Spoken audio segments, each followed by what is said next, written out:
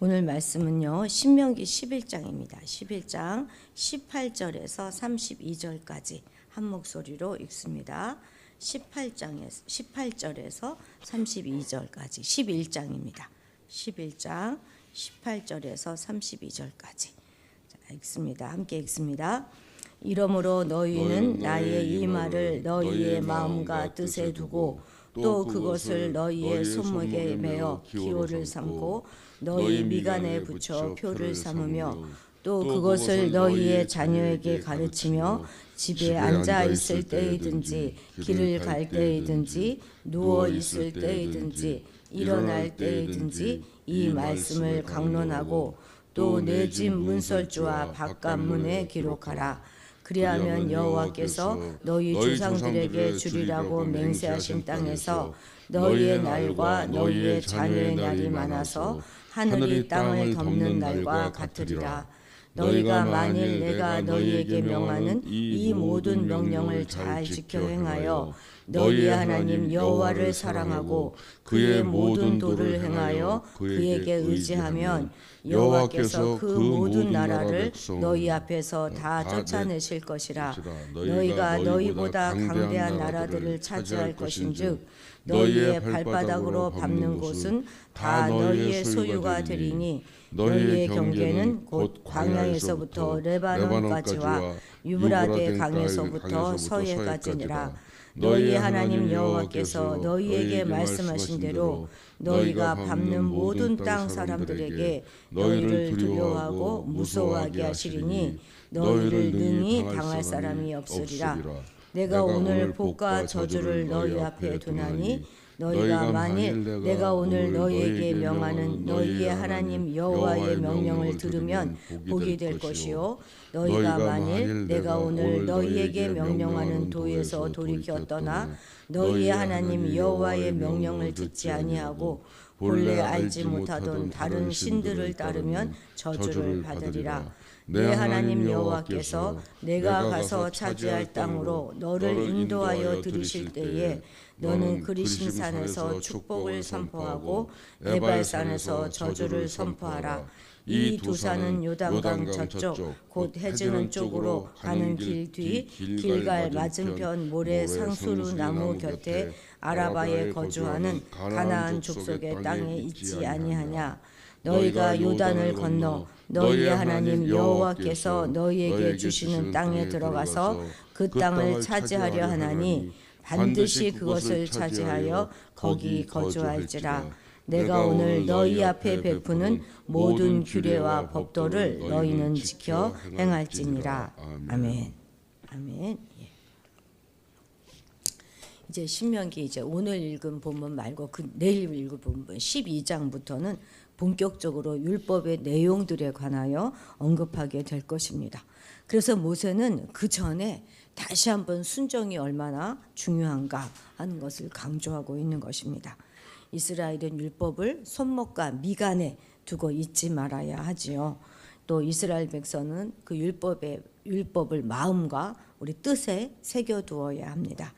이스라엘은 결코 그것을 대대로 망각해서는 안 됩니다. 그 결과 이스라엘은 가나안 땅을 차지할 수 있을 것이고 그들을 당할 자가 없을 것입니다.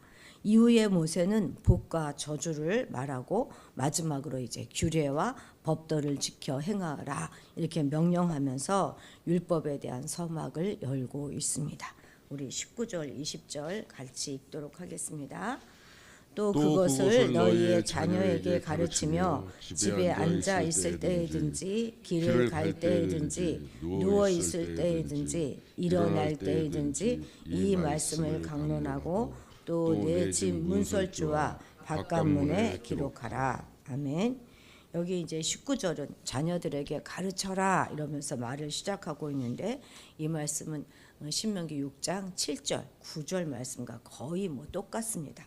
이제 본문은 그저 가나안 땅을 차지하는 그것에 대한 관심을 넘어서 그 이후의 삶을 묘사하고 있는 것입니다. 가나안은 결코 무주공산이 아니죠. 가나안 주민도 있고 또 타락한 문화도 풍요의 신 바알도 있는 곳이 바로 이 가나안입니다. 이런 것들은 언제나 생명을 위협하거나 신앙의 덫이 될 수 있는 것들이잖아요. 하지만 그 땅에서 운명을 결정하는 것은 그 환경도 아니고 군사력도 아닙니다. 오직 순종을 통한 하나님과의 신실한 관계임을 모세는 다시 한번 강조하고 있습니다. 그래서 여호와의 말씀을 눈에 잘 띄는 곳, 손목이라든지 미간, 문설주, 바깥문에 기록하라 이렇게라고 말하는 것이죠. 말씀을 항상 눈에 볼 수 있는 그런 곳에 두어서 기억하고 최우선 순위로 삼아라 이렇게 말하는 것입니다. 하나님과 구원의 역사를 기억하고 그것을 신뢰하는 것과 말씀 청종하는 것, 그것만이 현재와 미래를 지키는 유일한 길임을 잊지 말아야 하는 것입니다. 그래서 오늘날도 왜 유대교 추종자들은요, 집 대문 위에, 그러니까 문설주 위에 그 히브리어로 토라의 내용의 일부나 또는 이 쉐마의 말씀들을 쓰인 그 양피지를 이렇게 가늘한 통에 넣어서 이렇게 붙여 놓습니다. 그리고 들고 날 때마다 그걸 이렇게 만지면서 기도하지요. 이거를 이제 메주자라고 하는데요. 저희가 성지순례 가서 호텔에 묵었었는데 그 호텔도 각 방마다 그 위에 그 메주자가 조그맣게 달려 있더라고요. 그러면 그들이 정말 들고 나가면서 이렇게 만지고 그냥 이렇게 만지기만 하고 들어가는 것들을 저희가 보았습니다. 저희들에게 그것은 아무 의미가 없는 것이지만 유대인들은 정말 그것이 이제 굉장히 중요한 것이죠. 어쩌면 요즘은 그건 그냥 하나의 형식에 불과하고 말겠지만 어쨌든 말씀을 기억하려고 수천 년을 내려온 전통인 것이면 분명합니다. 이런 것들에 비하면 참 우리는 자녀들에게 말씀을 잘 가르치지 않지요. 국영수 과외는 시키고 학원은 보내고 그렇지만 성경을 이렇게 열심히 외우도록 하지는 않습니다. 전에 저희들이 이제 주일학교 젊어서 했을 때는 매 주일마다 요조를 하나씩 이렇게 해서 외울 말씀 이렇게 해서 암송하게 하고 다음 주에 그것을 점검해 적도 있었는데 목사님 자녀든 권사님 자녀든 장로님 자녀든 외워오는 애 거의 없지요. 하나도 신경 쓰지 않습니다. 그런데 성경은 지금 뭐라고 말하고 있는 것입니까? 하루 종일 무엇을 하든지 어디에 있든지 말씀을 강론하고 가르쳐야 한다 이렇게 말씀하고 있습니다. 그래서 우리 세대 통합 예배가 참 좋은 거예요. 같이 말씀을 주일날 듣고 그 말씀을 이제 삶 속에서 잘 부모님들이 적용해서 아이들에게 나눌 수 있지 않습니까? 잔소리 같이 들려도 끊임없이 말씀에 관하여 물어서 아이들이 고백하게 하고 또 그것을 잘 설명해 주고 삶에 적용할 수 있도록 해 주어야 하는 것이죠.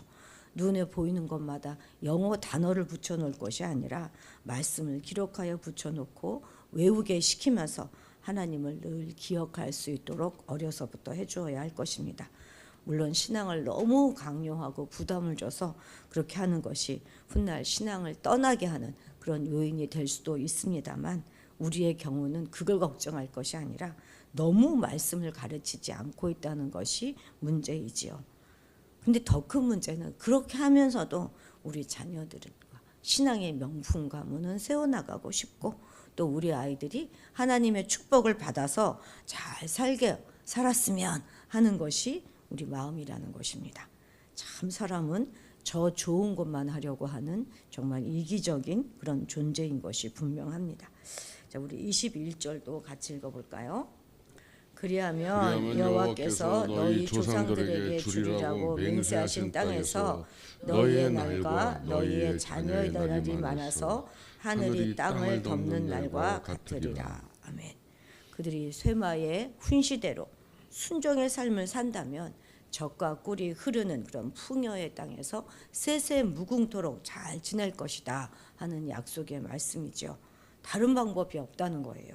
십계명을 중심으로 한 토라를 그 중심의 삶의 중심으로 삼아서 항상 잊지 않고 언제든지 어디서든지 또 누구든지 그 법에 순종하면 하나님의 말씀이 내 삶의 방식으로 결정하게 되면 그리하여 마땅한 하나님께 대한 감사와 사랑을 표현하면서 살아가면 하나님도 약속하신 땅에서 자기 백성이 무사히 안착하며 살아갈 수 있도록 오래도록 지내게 하실 것이다.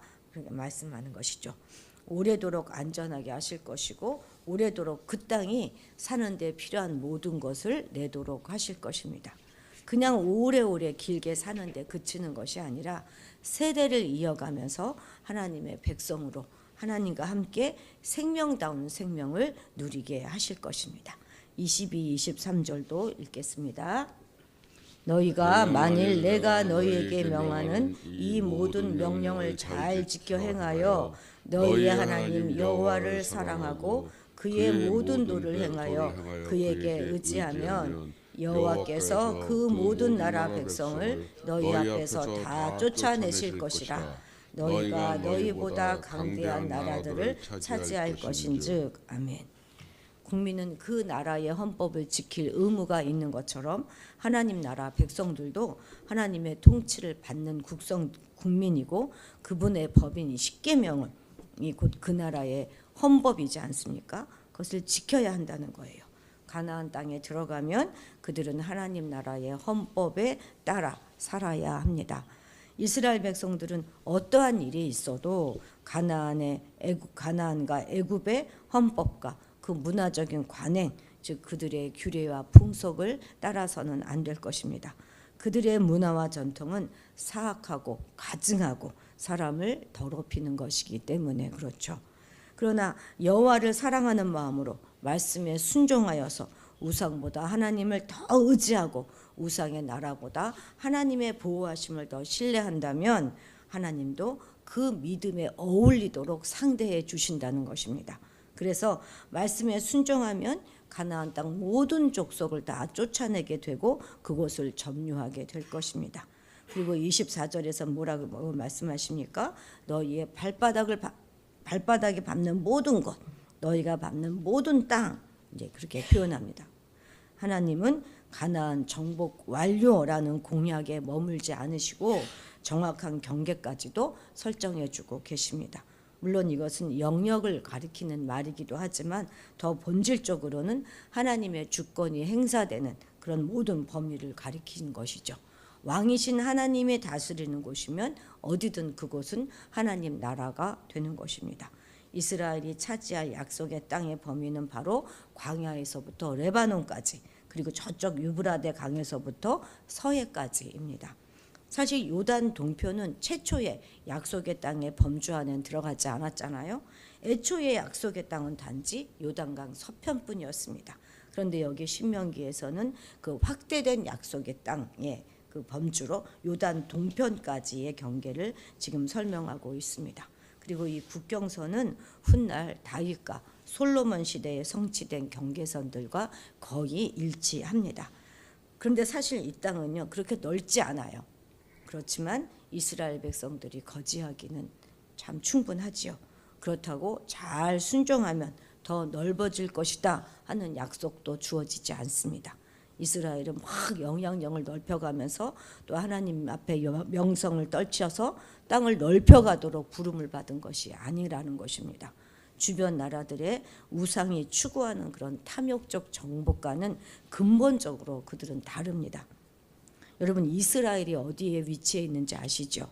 이스라엘은요 이쪽으로는 아시아 대륙이 있고 위로는 유럽 대륙이 있잖아요. 또 이쪽 아래쪽으로는 아프리카 대륙이 있어서 세 대륙이 만나는 그 중심부에 위치한 나라입니다. 세계 어떤 나라도 이런 요충지에 있는 나라는 없습니다. 그것도 크지도 않잖아요. 정말 조그만 나라가 그런 대륙들 사이에 끼어 있어서 고대로부터 정말 크고 작은 전쟁들이 끊이지 않았던 나라가 바로 요 이스라엘입니다. 이스라엘은 다윗과 솔로몬 이래 그 통일왕국 이후부터 해서 이스라엘이 멸망하는 그 때까지 거의 독자적으로 자기 나라를 이루어가면서 그렇게 자기 주권을 주장하며 독립적이었던 적이 거의 없습니다.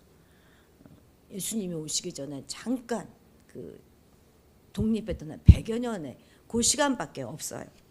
항상 어떤 나라의 식민지였습니다. 이런 지리적인 요충지에 세우게 되어서 하셨으면 강한 군사력을 주시든지 많은 인구들을 주시든지 해야 하는데 하나님은 달랑 율법 하나 주고 그것으로 나라를 지켜라 이렇게 말씀하시는 것입니다. 이것이 바로 하나님의 방법이라는 것 우리는 잊지 말아야 합니다. 오직 하나님께서는 너희가 순종하면 작지만 모두가 두려워하는 강한 나라가 되게 할 것이다 이렇게 약속해 주시고 계십니다. 그렇습니다. 가나안은 결코 안전한 땅이 아니죠. 그 땅이 안전을 보장해 주는 것도 아니고 그렇다고 이스라엘의 국력에 달린 것도 아닙니다. 하나님을 두려워하면 세상이 이스라엘을 당해내지 못하고 두려워하게 하실 것입니다. 우리나라도 전 세계에서 유일한 분단 국가 아닙니까?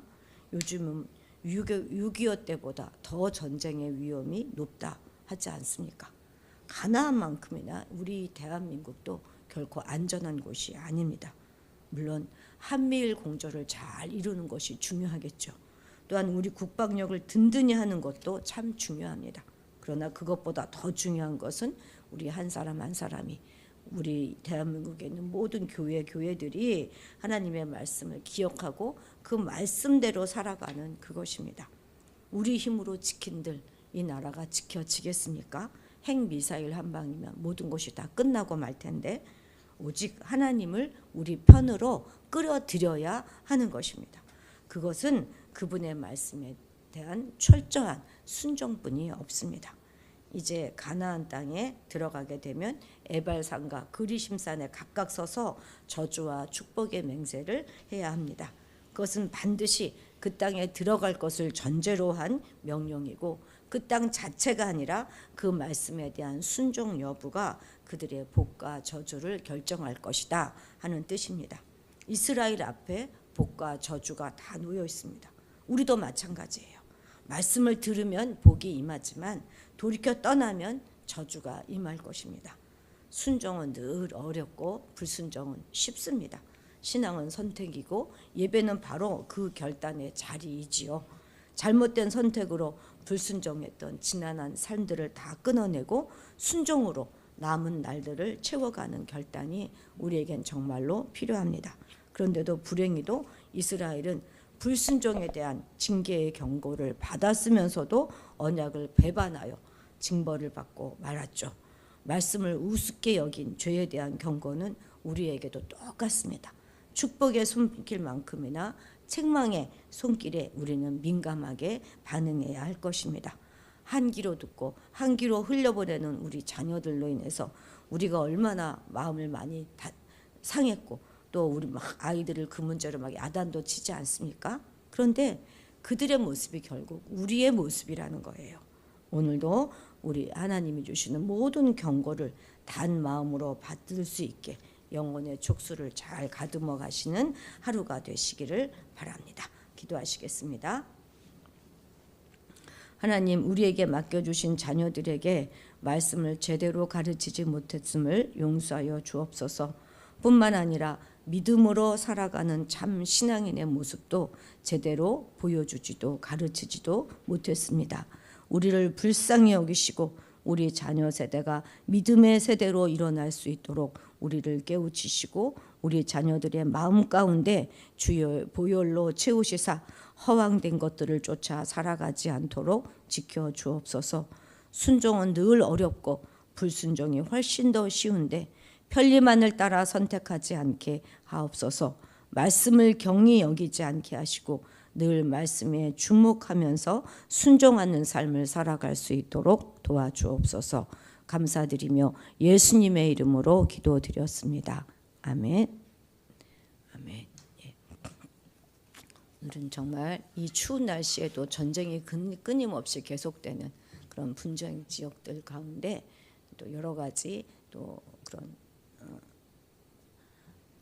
천재지변으로 어려움을 당하고 있는 그런 곳을 향하여 우리가 기도합시다. 그곳에 주님의 보호하심이 임할 수 있기를 기도해 주시기 바랍니다. 우리 교회를 위해서 기도하실 때 특별히 겨울 수련회를 위해서 기도해 주십시오. 좋은 날씨를 주시고 안전을 주시고 성령님이 우리의 모든 시간 내내 함께 하시기를 기도해 주시고 또 말씀을 전해하고 집회를 이끌어야 될 저를 위해서도 기도해 주시고 특별히 이제 네팔 그 소녀 시리아가 오게 될 텐데요. 그가 이런 기회를 통해서 예수님을 알아갔으면 좋겠습니다. 그래서 주일 예배 때까지 같이 있기로 하였는데 이것이 하나의 계기가 되어서 그 집안에 있는 모든 우상들이 다 무너지고 예수를 믿는 그 길이 되기를 위해서 꼭 기도해 주시기 바랍니다. 시리아입니다. 한국말을 좀 하고 글도 좀 알긴 하지만 그래도 정확한 의사를 잘 소통할 수 있을지 저도 좀 걱정이 되는데요. 아무튼 말씀을 듣고 영으로 받아들일 수 있기를 위해서 꼭 기도해 주시기 바랍니다. 아이들이 또 안전하게 잘 다녀올 수 있기도 위해서 기도해 주시고 오늘 수요 예배를 위해서 또 기도해 주십시오.